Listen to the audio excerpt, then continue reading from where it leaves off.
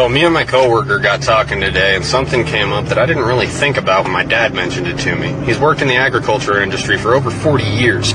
This year, farmers are being offered 1.5 times the value of their crops to destroy them. They're also being told by the federal government they will not receive subsidies for farming if they refuse to destroy their crops. What does that mean? That means that the farmer cannot afford to provide you with food based upon the taxes the government is levying on him if the government doesn't in turn give him back his tax money to provide you with food. Kind of a fucked up system, but that's how it works. And, well, they're not going to subsidize them if they don't destroy the crops. They'll pay them more than what it's worth, and they want them to destroy it, and they'll still get their subsidies. They're trying to create a food shortage. We've got 8 months to get our own food supply. We're probably going to be facing mass starvation.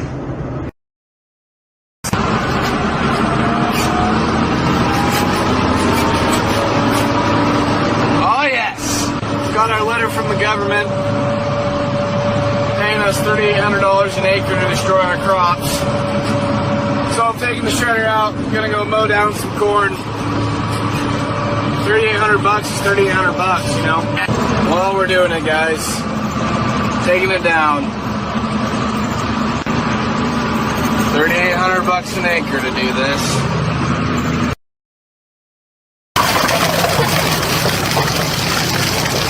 Well, what you saw right there ought to concern you. I was doing exactly what I was told via a letter I got last night in the mail from the Department of Hydrocarbons. They said in order to stabilize oil prices, they need a bunch of oil just dumped. And not dumped on the market, just dumped on lease roads and field roads and things like that. So I'm hooked up to that oil tank, going straight into my truck to get rid of it. Well, I'm going to get fined if I don't get rid of it, they said. So that prompted me to call District Selectman Tony Deloge and ask him about this letter. He said he didn't know much about it, but he would suggest that I follow whatever it says. So here we go. You know, these are some serious times right now. Since January, oil prices have been through the roof. I'm seeing more and more farmers on TikTok saying that the government's paying them to kill their fields. Agent Orange, I saw a guy with a lawnmower mowing down beans, getting paid to do it. They're controlling food. Now they're going to control energy. I don't understand why this is going on. But I tell you what, if they control food and they control energy, what freedom do you have left? Man, isn't this something? Initially heard about the government paying farmers to destroy their crops, I thought it was a load of bullshit. Well, lo and behold, we received our destruction notice the other day. So basically, there was two options on how to destroy the crop. The government could fly on Agent Orange, or we could manually destroy the crop ourselves. We put too much blood, sweat, and tears in it to let them destroy it, so we decided to manually do it ourselves. Basically, it said if we used a lawnmower to destroy the crop, we could receive an extra $600 an acre. Something about the low carbon footprint or something. So that's what we're doing. Now, they really didn't tell us how many acres to destroy. They just said, get after it, and we'll be watching you from satellite. We'll give you a call when you've destroyed enough. So I better get back after it.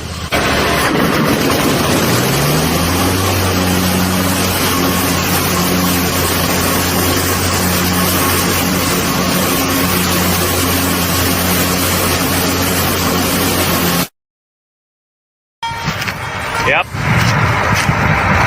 Plowing it up. Government said they'd pay us $3,800 an acre. Hey, that's better than what Milo prices are right now. So, getting her done. He's saying, is it true that the government is paying farmers to destroy their crops? And the simple answer to that is, yes, they are. So this farm here was selected to be one of them. Now, anybody with a half a brain knows you don't harvest in Illinois in July. I mean, look, right there. See that crop? Green as grass. Crop we're in, deader than a fucking doornail. So the government has went around into every county that's big ag counties in the U.S., and they've selected a certain amount of acres to come in and destroy. And these acres here got picked, so we had to destroy them. This is the second machine that I dropped off here for the local farmers. Just want to show you a little bit of each drum. You got 4 of these drums, 2 on each side. Now you can imagine the damage they can do, not counting the blade which you can set down. So this will be the first field that we take care of. So all we're going to do is mash everything into the ground. And then I'm going to go pick up some steel plates, lay them across the road plates, so we can get the machines over there, start on that farm. So the farmers got paid by the government I don't understand what it's all about, but they got paid. Now they hired us to come in here and just destroy whatever we can. I don't understand how it all works, but we're already paid for a certain amount of time.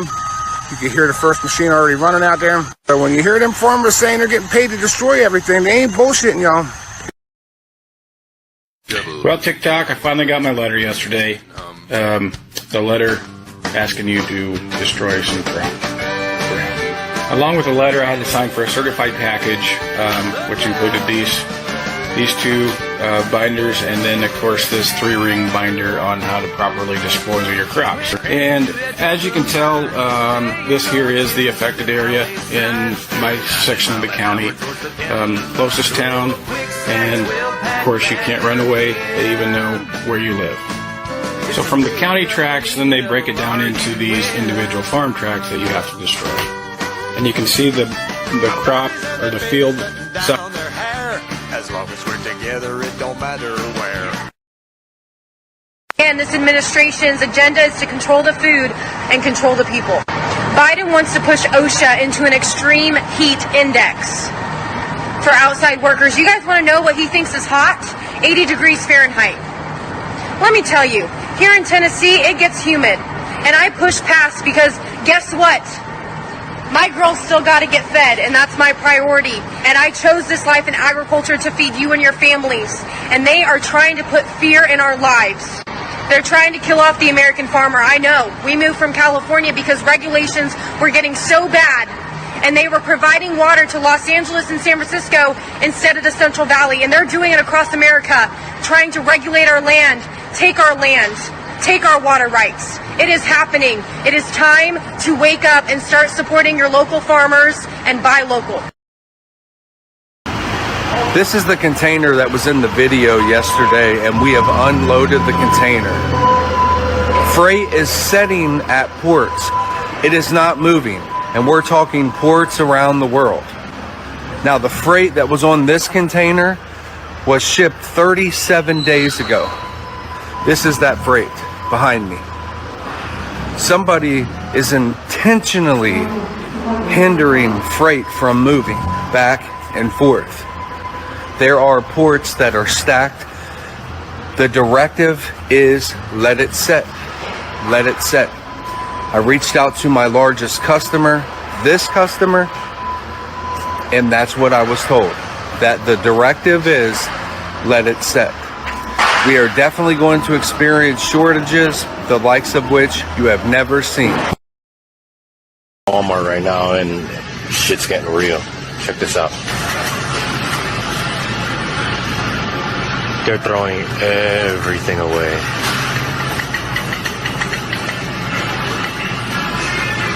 Caution tape on everything. They're not letting us take anything. Cheese sections, yogurt sections. Everything is done. Look at this.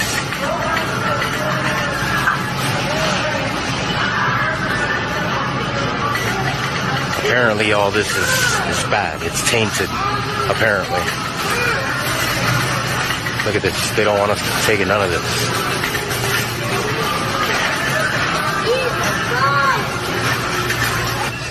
And the crazy thing is, I spoke to the manager, and the manager told me that this isn't the only store. There's 4 other local stores that are exactly the same. This is madness. America is already suffering a food shortage, which can be felt by rising costs and emptying shelves at the grocery store. But this is a cakewalk. It's going to get much worse. The writing, as they say, is on the wall. Any reasonable person can see that this is all being done deliberately. Over 10,000 cattle just died, and we are told that it was due to 100-degree weather. And in just the past 17 months, nearly 100 disasters have mysteriously befallen the American food industry. Dozens of catastrophic fires burning down food processing plants, in multiple cases caused by small aircraft crashing into them. Thousands of tons of meat destroyed. Over 2 million turkeys have been destroyed. Over 40 million chickens have been destroyed. And with the rising cost of fuel, farmers are unable to harvest their crops. And it's only just beginning. This is the second time in a week that something like this has happened. On April 14th, the plane crashed into the Gem State Processing in East Idaho. What's going on here? Well, the story gets weirder. Food processing plants all over the country seem to be catching fire. A couple of days ago, a fire destroyed the headquarters of Azure Standard, one of the largest organic food distributors in the country. At the end of last month, a fire severely damaged a fresh onion packing facility in South Texas. In Oregon, a potato chip processing plant just reported a boiler explosion that sent workers to the hospital. So industrial accidents happen, of course, but this is a lot of industrial accidents at food processing facilities at the same time the president's warning us about food shortages. They're getting hit by planes and catching fire. What is going on here exactly? Jason Rance hosts a radio show in Seattle and joins us to put it into perspective. Jason, good to see you. Good to see you. Yeah, obviously when something happens every so often, you obviously hope that there's no significant damage and certainly no one gets hurt, but you kind of write it off. It's not that big of a deal. Accidents happen. But when you've got well over a dozen food processing plants and warehouses getting destroyed or seriously damaged over just the last few weeks at a time when the food supply is already vulnerable, it's obviously suspicious, and it could lead to serious food shortages. That's why some folks are now wondering, well, number one, what's going on? And you've got some people speculating that this might be an intentional way to disrupt the food supply. Wait, may I ask you to pause there really quick? Can I just ask you, I just want to nail this down so our viewers understand. There have been confirmed over a dozen disabling accidents at food plants in the last month, over a dozen. Absolutely, and we're talking about some really significant plants. The Taylor Farms facility in Salinas, California was completely destroyed by a fire last week. We've had two major potato processing plants in Belfast, Maine and Warden, Washington that were completely gutted, which is happening at a time where we already have a potato shortage globally. You were talking about the onion supply at that Rio Fresh, but it's not just produce plants. Last month there was a fire that took out a Nestle food plant out in Jonesboro, Arkansas, and that's impacting frozen food brands like Hot Pockets or Stouffer's, which maybe you might buy if you can't get fresh food from a warehouse that just exploded. And that Shearer's food facility you just mentioned in the open, I mean, that's the only West Coast facility that they operate. So there is some significant concern, of course, that this is going to impact the supply chain. Now, to be clear, the timing is very suspicious. It's obviously concerning. Police are saying that these fires are due to faulty issues with equipment, so they're not saying that this was intentional. Either way, it's obviously going to have some significant, implications in us getting our food. Yeah. I mean, an hour ago, a plane crashed into a General Mills facility. We'd already planned this segment. I'm sorry. I'm sorry. The onus is on people who think that's a conspiracy theory to explain what is going on. What are the odds of that? I have no idea. July 11, 2022. Welcome to the Stu Peters Show. My name is Stu. Well, Bill Gates first made his fortune in computers. But now the world's fourth richest man is pivoting from technology to the world's oldest source of wealth, land. He just can't get enough of it. Every year he just keeps acquiring more and more land. Just last week, he won legal approval to buy another 2,100 acres of farmland in North Dakota for $13.5 million. At this point, as we're talking right now, Bill Gates owns more than 250,000 acres, more than 250,000 acres of farmland in the United States. That's massive amounts of land. To get an understanding of how much land that actually is, it's more than 1/3 the size of Rhode Island. It's more than the 6 smallest countries of Europe combined. And remember, this is specifically farmland. This is a huge country, lots of land, but most of the land in America isn't used for very much. It's forest, or it's desert, or wetlands, or it's mountains, or just grassland used for pasturing animals. This land that Bill Gates is eating up isn't that. This is prime farmland, the most important land that we have. So here we are. It'll be fall soon. It'll be time for most of the world to harvest its crops. But all of the food that was supposed to be planted in Ukraine allegedly got screwed up by this war. All of the food grown in Russia has been screwed up by Biden's sanctions. And in the entire rest of the world, millions of farmers didn't even plant their fields because fertilizer was way too expensive. In the Netherlands, they're trying to crush their farmers' livelihoods. I mean, all over the world, circumstances are shaping up perfectly for a global food crisis. And now here we are with Bill Gates owning more land than anyone. What's he going to do with all of that land exactly? Farmland. What kind of genetically modified mutant food is he going to grow? Or is he just going to not grow any food at all? And since it's guaranteed that our fake lawmakers aren't going to do anything about all of this, what should we do?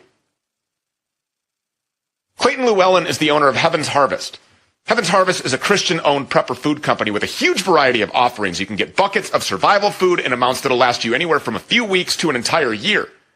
You can also buy heirloom seeds for growing the same kind of non-hybrid, non-GMO vegetables that your ancestors grew a century ago, as well as recipe books for cooking with them. We encourage you to check them out, heavensharvest.com. And Clayton Llewellyn joins us now. Clayton, thank you so much for coming. We appreciate you being here. Stu, how are you?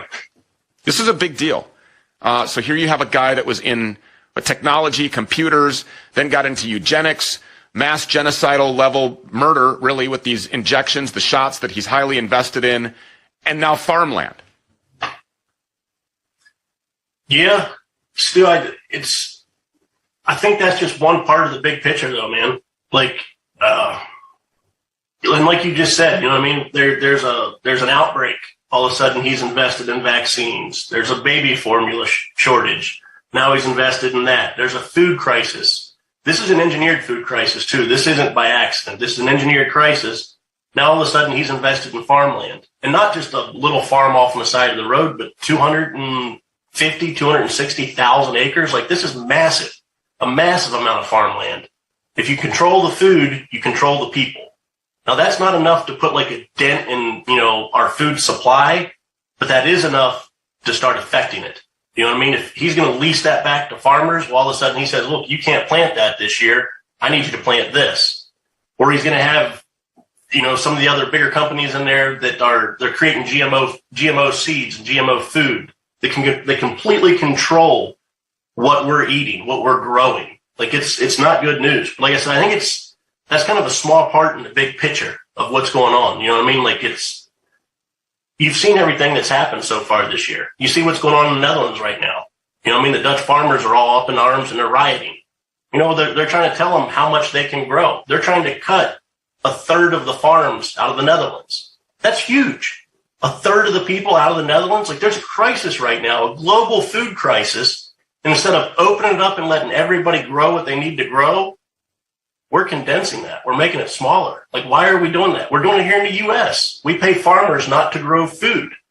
I mean, right now, when the world is hungry, we're paying farmers not to grow food. And is this a plan that could be contagious? I mean, he's not going to be the only globalist billionaire that sees this as a great opportunity to seize control. Absolutely. They're all going to jump on it. Well, they already do. I mean, so much of our farmland is controlled by giant corporations. It's no longer mom and pops growing, deciding what they want to grow.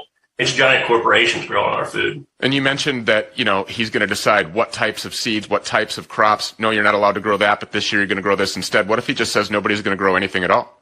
And he absolutely can do that. And our government's doing it right now. At that point, is it enough to impact this country in detrimental ways that people can't recover from? I think it already is, man. It already is. I mean, you look at like I said, you look at everything that's going on right now. In the Netherlands, they're cutting out a third. We're doing that here in the United States. We got bird flu, that has popped up. We're killing millions of chickens right now because of one PCR test. Like, we know how accurate those are. Yeah, well, we're killing. To Clayton's point, for the viewers that don't know this, 5.5 million chickens were slaughtered and killed because of one PCR test. Keep in mind, remember, this program consistently talks about the PCR test and how failed it is, and that it produces 97% false positives. You can run it under your water, your tap water, and likely get a positive result for COVID-19 or whatever you're testing for. 5.5 million chickens. We saw 10,000 cows dead. Boom. Just immediately because of heat. Who's buying that? Who's buying that? There's 10,000 cows. We got fertilizer shortages right now. This is an engineered fertilizer shortage. Like, Stu, I don't want to get into politics about that or that too much on that side of it too much, but this is an engineered fertilizer shortage. You know what I mean? Ukraine can be a neutral state. We didn't like it when Russia stuck missiles in Cuba. Why can't we keep them neutral? And all of a sudden we don't have a fertilizer shortage. We don't have a wheat shortage. Like, this is all engineered. Our oil and gas right now, we've put sanctions on oil, gas. You know, it's running the price up on everything. Farmers aren't planting because they know it's going to cost too much to plant and they're not going to get their money back out of it. So what do we do at this point? I mean, mass murder is the long game. Starvation is one method that they're going to use to do it. So how do we combat that? We've got to have our own food. We've got to take our food. We got to take it back. This can't be a government run entity. We've got to control it ourselves. And for years and years and years, we've controlled it. Look, they've tried COVID. We can't control people with that. You know what I mean? Half the population fell for it. The other half didn't. What's the one thing we all need? Food. How do we control people with the food? I mean, they've talked about it. This is the part of the Great Reset. You know, they talked about this at the World Economic Forum. The Rockefeller papers talk about this. Like, control the food, you control the people. And now we've given it up to Bill Gates, giant corporations. Like, they're running this one, you know, inside and out. You look at what Iran's doing right now. I mean, Iran's like putting up I know it's Iran, but they're kind of the first ones to start it, like a digital ID, to where if you want to buy food, you got to scan your face, match it up to your driver's license, and then you get a discount on your food. I mean, you can still buy it, but if you want to pay $200 for a loaf of bread, you can buy it. If you want to pay $2, here, you got to scan your ID to buy food. Technology that was designed for good is always used and morphed into something that can be used for power and control and to affect subservience. I predicted and was called crazy for saying a long time ago the vaccine passport is going to be used with blockchain technology, and likely your smart refrigerator will require you to scan your vaccine passport in order to even open it up and consume food that day. That's really where we're headed. Oh yeah, absolutely. Absolutely. I mean, this is like a universal basic income disguised as food. You know what I mean? It's scary where we're going, and we've completely relinquished control of it. You know, we got to get back to where we take care of ourselves. You know, every family needs to have 6 months of food, a year of food. We need to start growing gardens. Stu, when I grew up, I remember Mom telling me to go down to the basement and get some potatoes out of the root cellar. Like, we all had root cellars. We all canned. We all had gardens. I mean, after World War II, we had victory gardens. We were encouraged to plant a garden to feed ourselves. Do you hear any of that right now? None of it. The only thing we're talking about is we've got world leaders coming forward and openly saying there's going to be a global food crisis. And they're not lying, because they're the ones that are manipulating all of this. They're controlling it. They're the ones that are trying to do this to us, and we have to be able to stop them.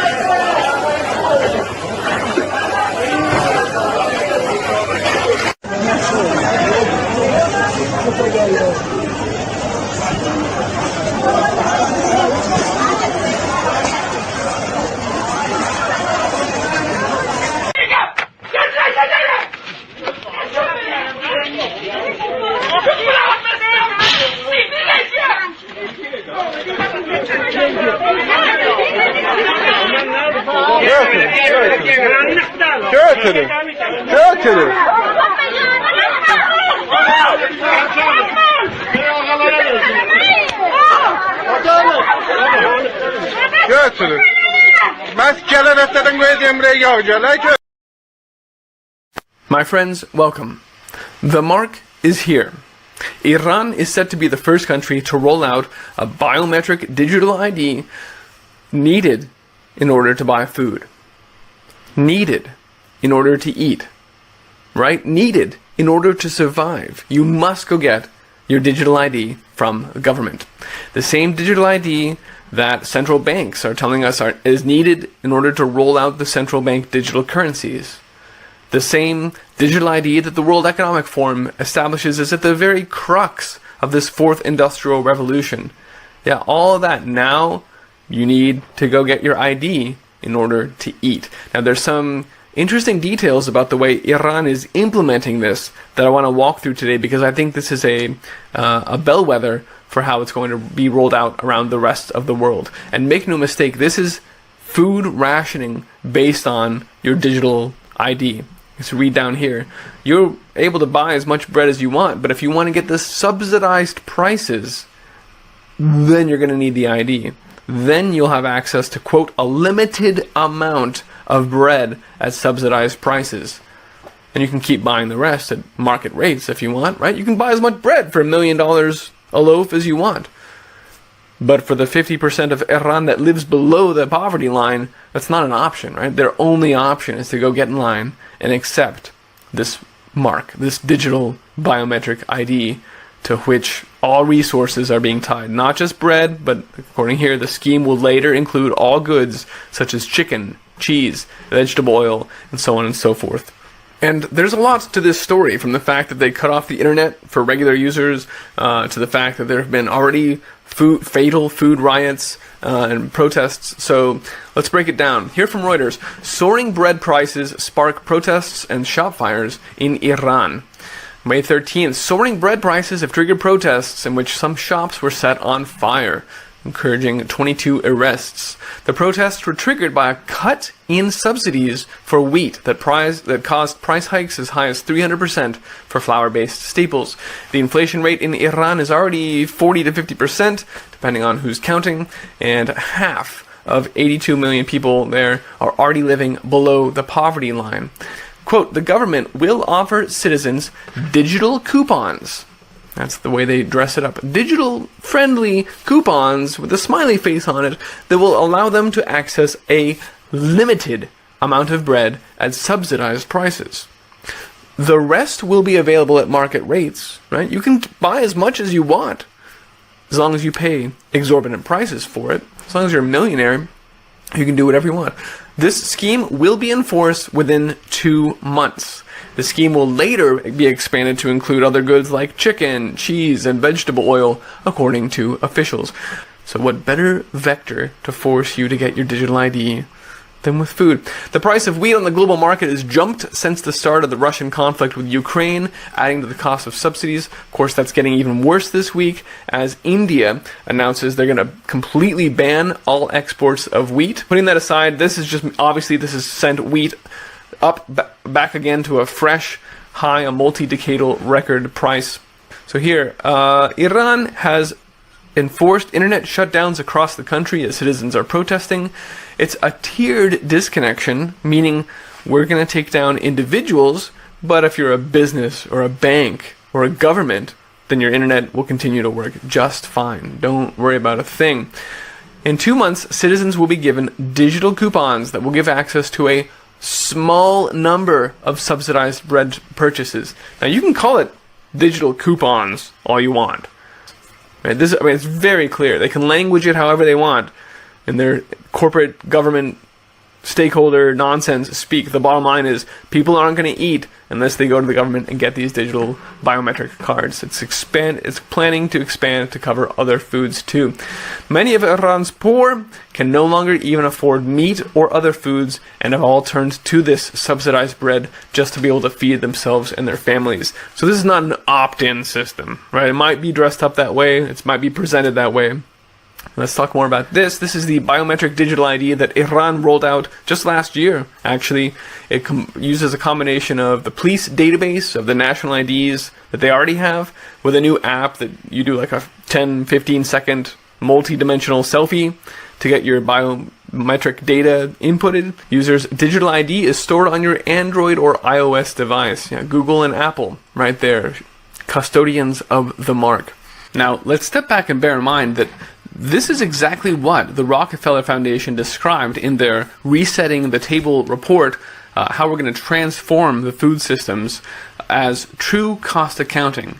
It is the wet dream of technocrats to just be able to assign arbitrary values instead of letting the market figure things out to achieve the goals they want. They actually put that quite bluntly. To realize these changes, this transformation of the U.S. food system, we need to do some things, including true cost accounting, considering not just real costs of production and distribution, but extended and indirect costs, like, for example, the carbon impact, the cow farts. An example of that, like I said, is the carbon taxes on sheep or on any animals. Here it is in Canada, impacting hog farmers. Now, of course, any farmers are impacted by this. Here's an example here of how hog prices have been going up, directly attributable to that carbon tax.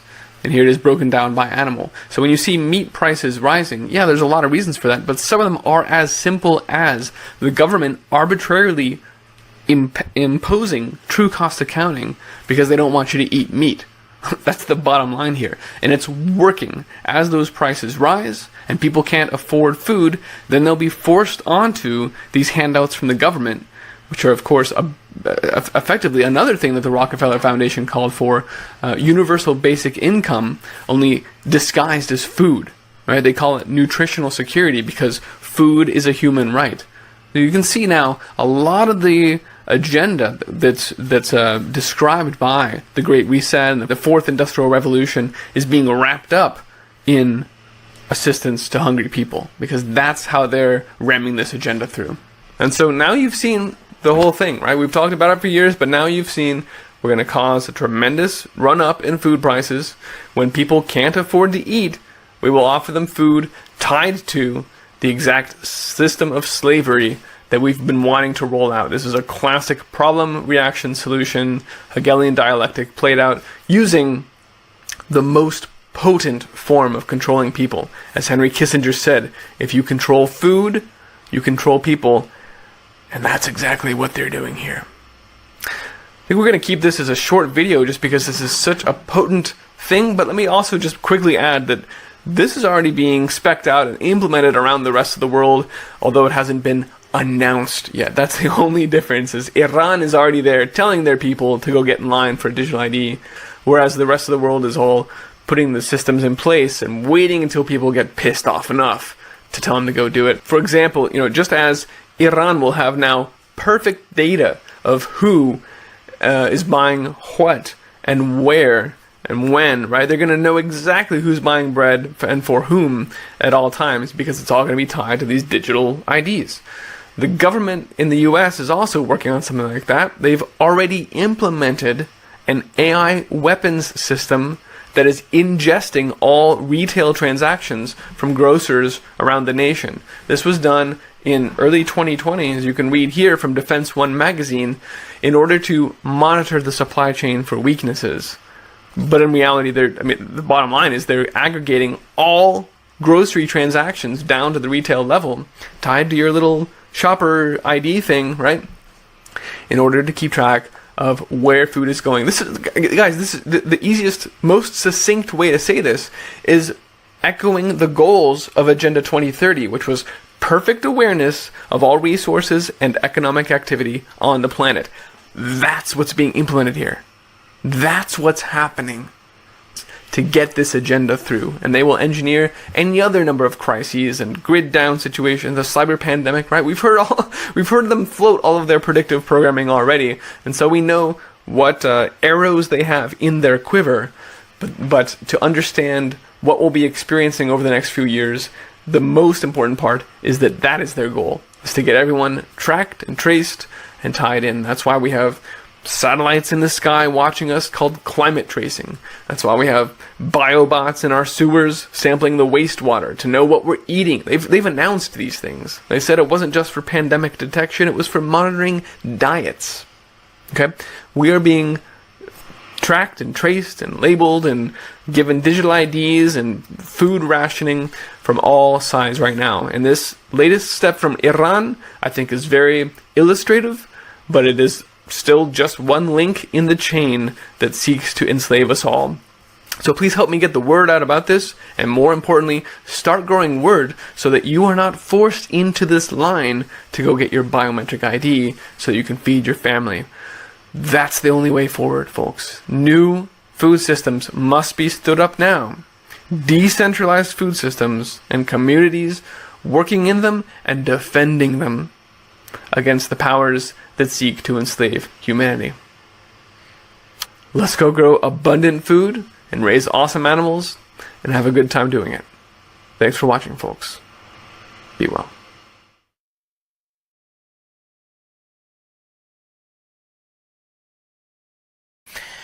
So we're going to start out by talking about the imminent famine. The situation in KwaZulu-Natal, the KZN province, is becoming dire as stores are closed or empty. Most stores been looted multiple times. They're closed or completely empty.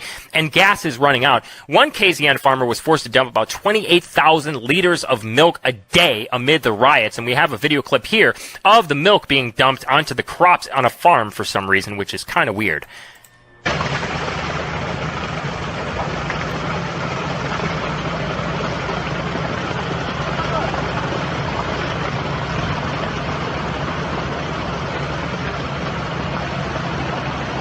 Says, quote, a witness wrote, quote, National Warehouse situated in KwaZulu-Natal, the biggest food distribution center in Africa and South Africa, is being looted to the bone by thousands of looters. This is the central nerve center for bulk distribution in KZN, supplying ShopRite, Checkers, Woolworths, Spar, and Game. This means not only retail, but even the bulk supply of food channels are being completely destroyed in KZN. There will be starvation and famine in KZN as early as next week. The South African Petroleum Refinery Service announced it was temporarily closing due to the unrest. Rioters were seen looting gas stations at considerable risk. And we have a video clip here of some of the rioters looting gas stations. Take a look. Taking gas from the tanks underneath the ground. People are getting petrol directly from the underground tanks. A guy going right deep inside. Already they said this guy right up now.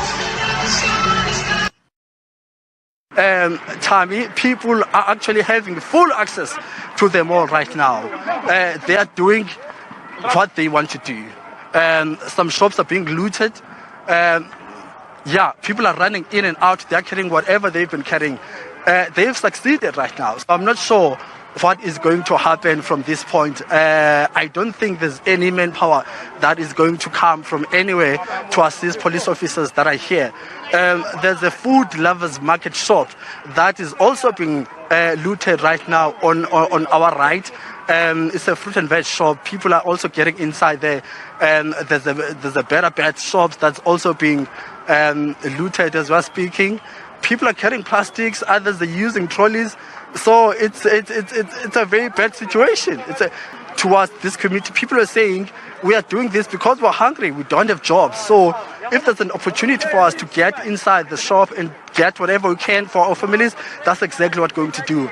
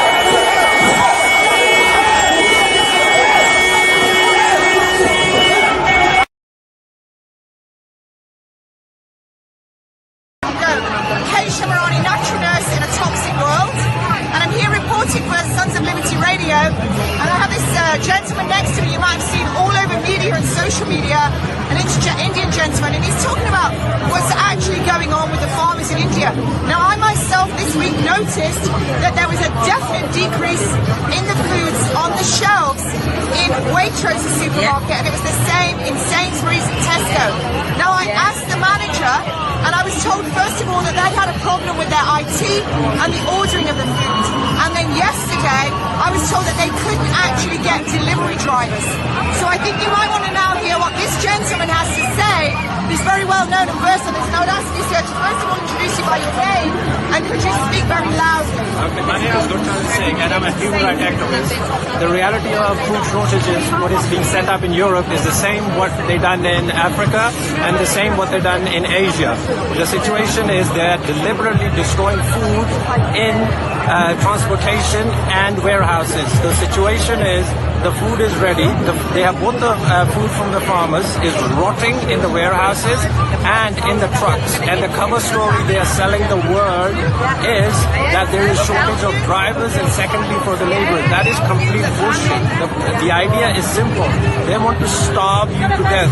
And I want to make this clear to everybody. If you let them lock you down again, they're going to use the same propaganda they used in Africa and the same they used in Asia. They rot and destroy all the food crops, and what you're going to see is mass shortages of food in your warehouses, and you would be locked down. So if you let them lock you down, you will starve to death. I just want to let you people know that my family farms in both Italy and Spain, so this is a first-hand experience. They bought the vegetables from our farm, and we know it for a fact that they are rotting in the warehouse and in the trucks. There is no shortage of food. This is complete nonsense. They are deliberately destroying food. This is a part of an idea. This depopulation is an idea that there are not enough resources on this planet.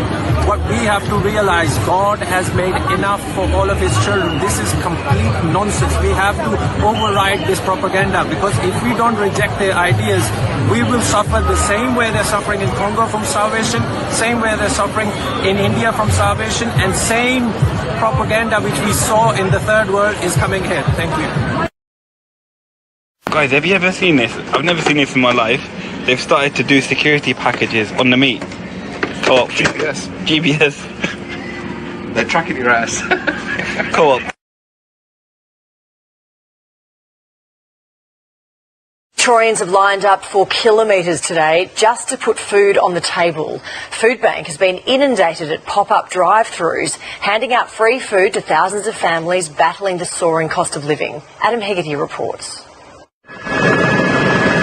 Thousands in a very long, different Sunday queue, not for the footy or a show, but for a food handout. The sign of the times is purple. Foodbank. Bills are rising, everything's rising, petrol, everything's rising. A little bit of help for, especially during school holidays. In our cost of living hell, the charity is a godsend.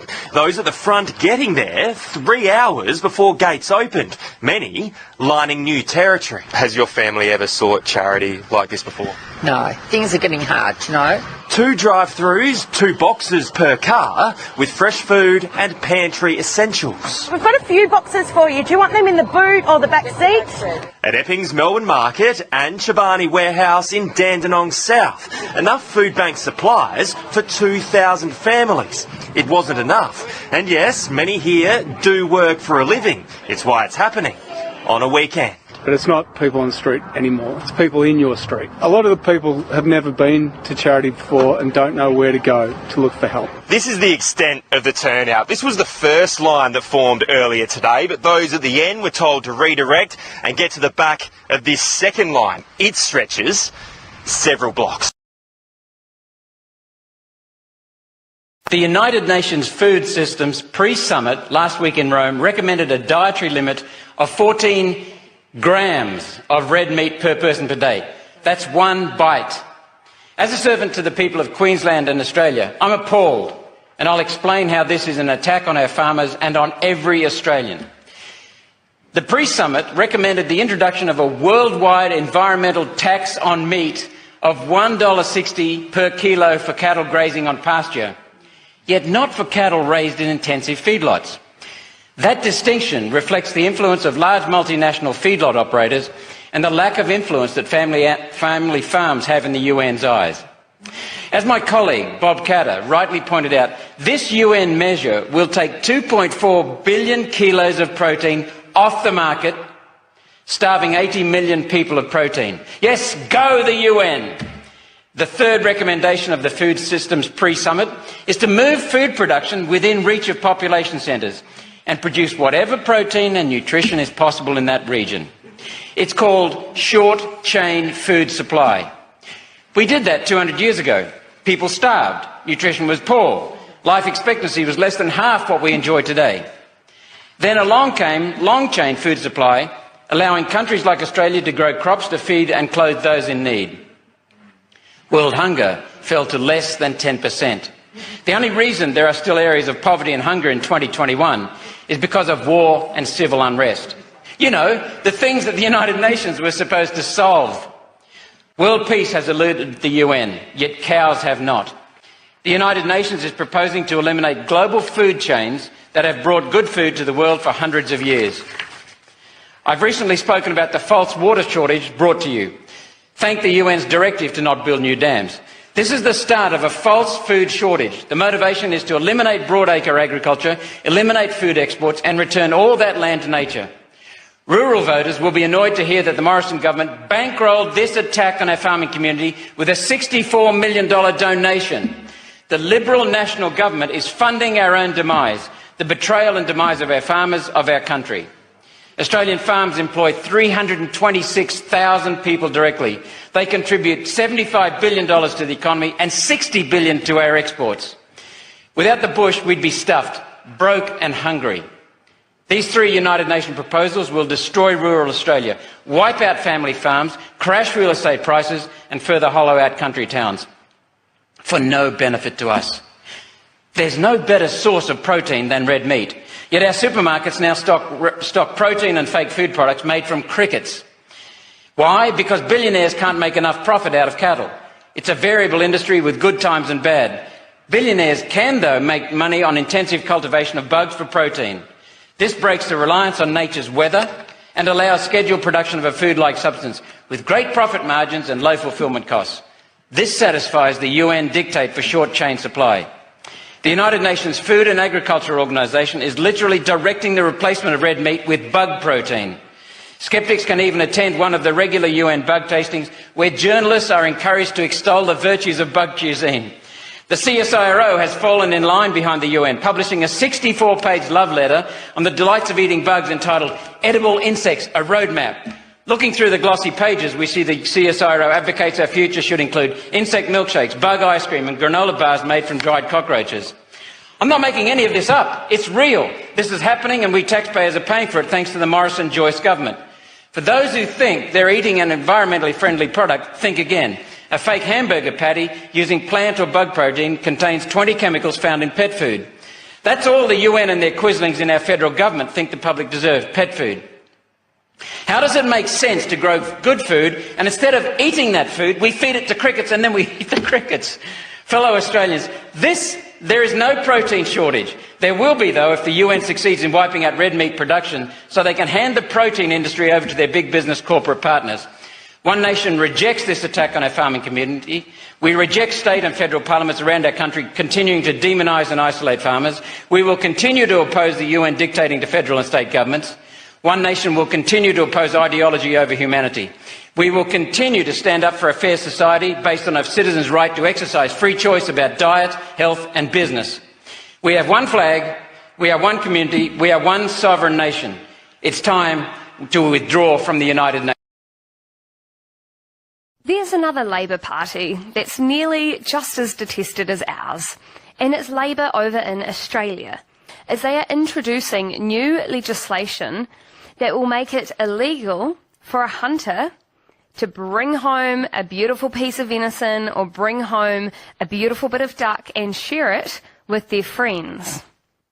That's right, they're making hunting and sharing food illegal.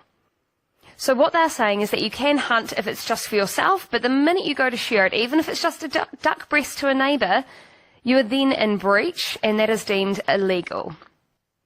Why is it that this government all of a sudden wants to make the sharing of meat between friends or neighbours illegal?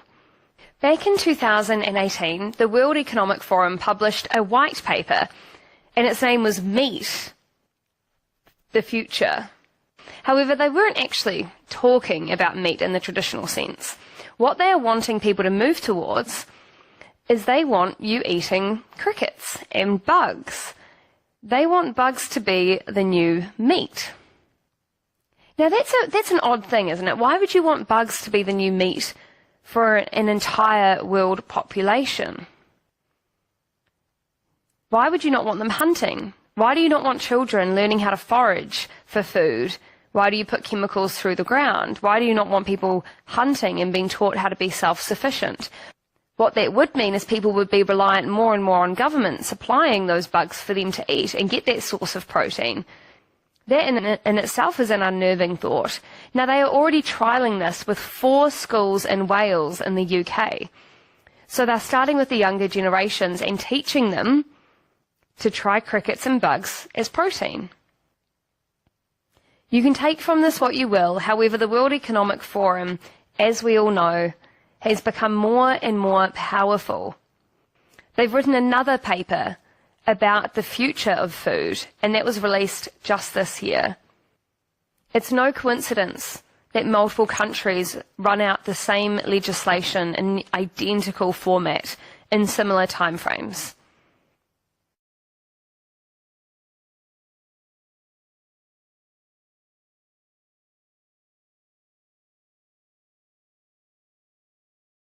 I'm Nicole Kidman, and I am going to eat a 4-course meal of bugs.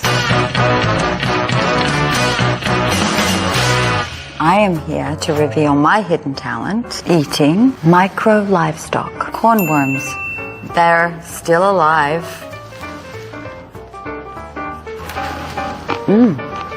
Extraordinary.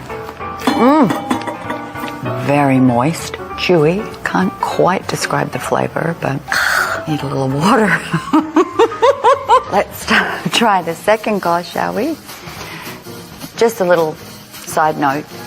2 billion people in the world eat bugs, and I'm one of them. Because here we go. Have some mealworms. I'm telling you, I'd win Survivor. That is a fruity taste. I'd recommend it. Here we have. Oh, crickets. Oh, nothing. Oh, awesome. Like nothing you've ever tasted. Like a hairy nut. Don't. Oh my gosh. A nut from the shell. And now for dessert. The fried grasshopper. These are amazing. These are exquisite grasshoppers. I recommend them to anyone. Thank you for spending so much time with me and watching me eat bugs. Till next time.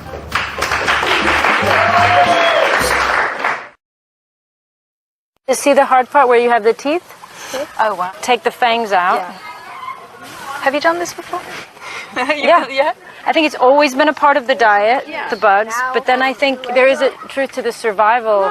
During the war, of course, when people were being starved, they were able to survive on things like this, and they did. When was the first time you had these bugs? I first had them when I was first in country.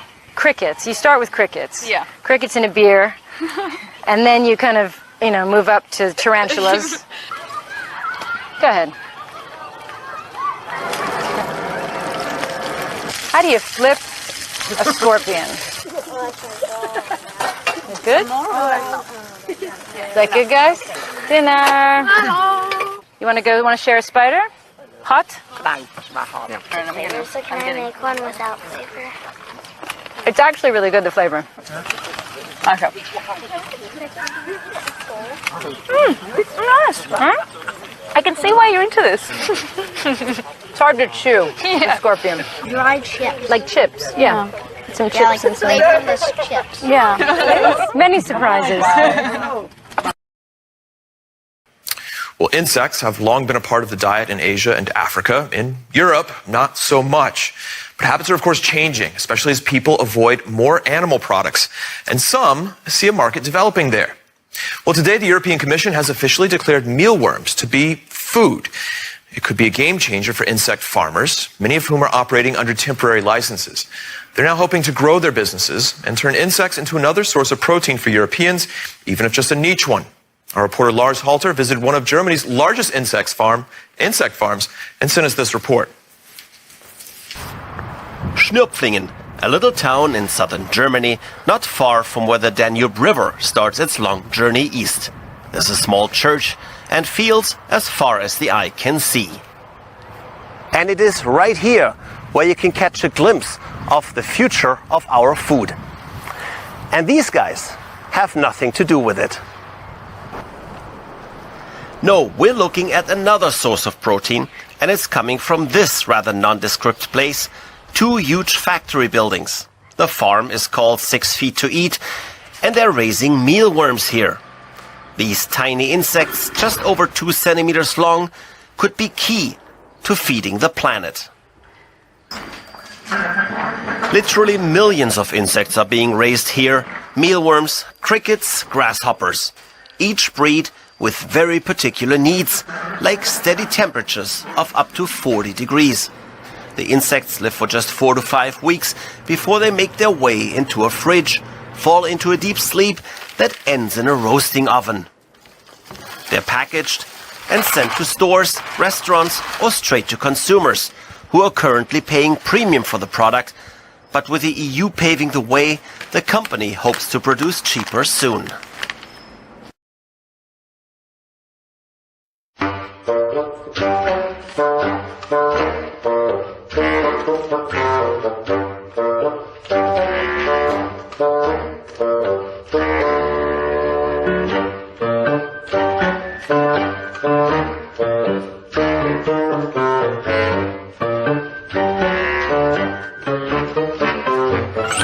So these are called Tenebria molotors. They're small mealworms, and these are some of the most common insects used in mainstream insect eating.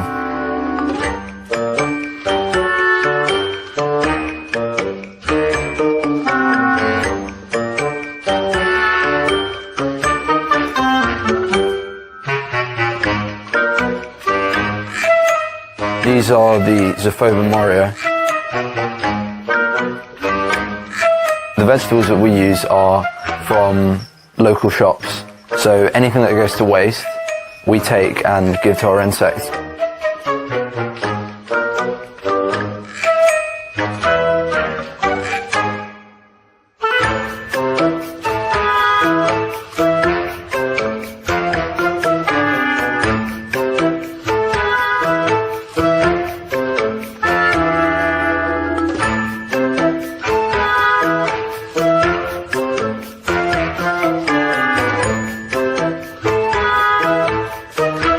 The flavour that they have is kind of not conventional, because obviously you don't find insects that much in mainstream cuisine in the West. The smaller mealworms have like a nutty taste.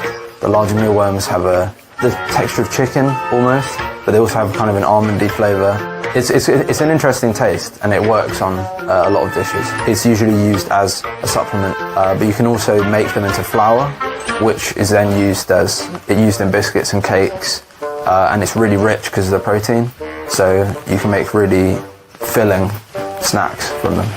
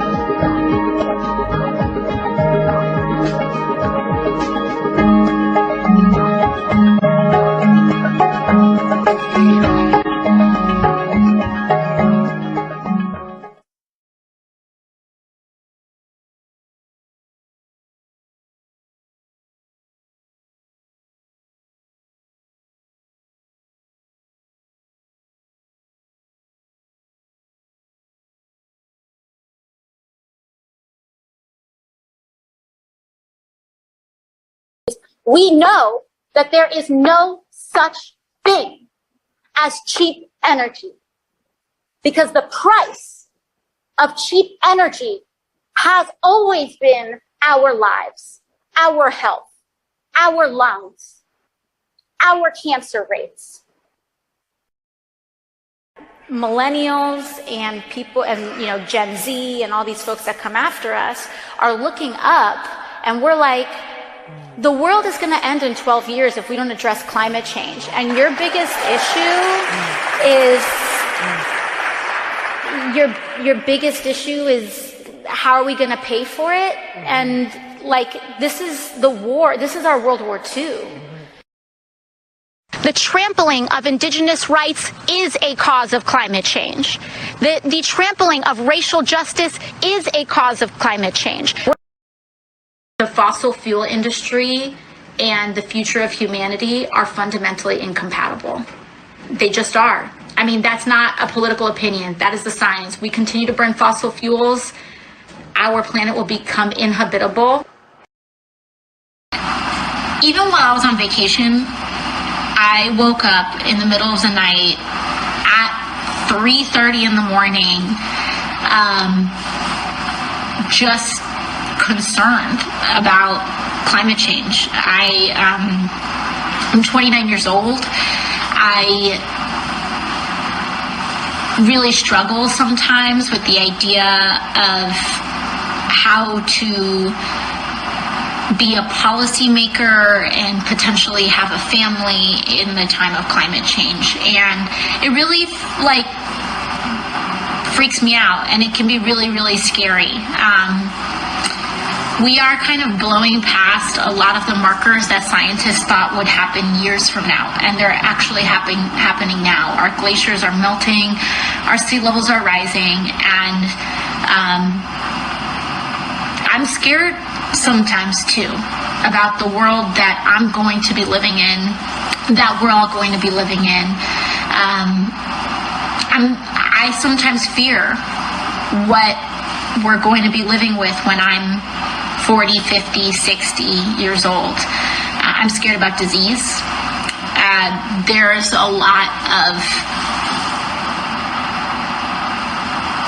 a lot of things frozen in the tundra. I should put a timer on this, actually. Hold on.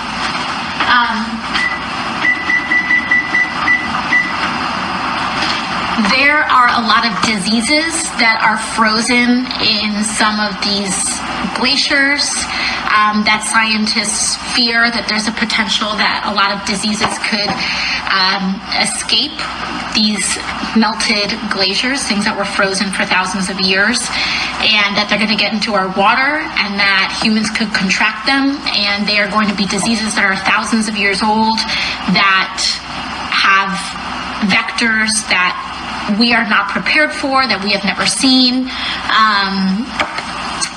And so, that's a concern. Even if there are no diseases frozen at all in these glaciers, you have diseases that are spread by mosquitoes, and now mosquitoes are starting to fly further north that carry diseases like malaria and a whole slew of other things.